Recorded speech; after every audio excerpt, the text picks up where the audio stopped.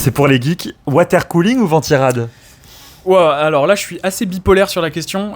Moi personnellement je vais te dire water cooling parce que je trouve ça trop cool. Moi dans mon PC chez moi j'ai un water cooling custom et tout, ça m'a coûté beaucoup trop cher, on va pas parler du prix.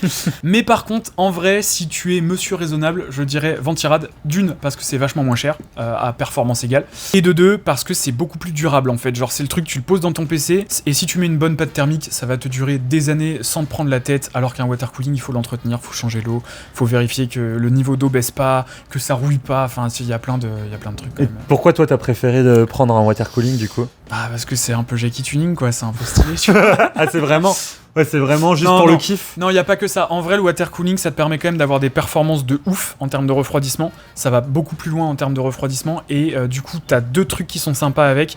Un, tu vas pouvoir overclocker ton processeur, ou en tout cas faire en sorte que ton processeur il se donne à fond tout le temps. Ouais. Et deux, vu que le refroidissement est super efficace, en fait, ça va être beaucoup moins bruyant. Tu vois, par exemple, moi sur mon water cooling, j'ai 6 ventilateurs. Parce que oui, il faut quand même des ventilateurs, même avec un water cooling. Il y a des radiateurs, il faut que les ventilateurs ils servent à pousser l'air au travers des radiateurs. Et donc en fait, ce qui est un peu contre-intuitif, c'est que plus t'as de ventilateurs, moins ils sont bruyants. Parce qu'en fait, du coup, ils ont besoin de tourner moins vite. Ouais. Ils sont aussi efficaces à des vitesses plus faibles. Et en fait, moi, mon truc, je peux vraiment dormir dessus. Il fait aucun bruit, c'est assez kiffant. Donc en gros, tu conseilles les ventirad pour tout le monde, Ouais. mais pour les gens qui ont envie de pousser l'expérience plus loin, d'avoir zéro bruit ou quoi, Ouais.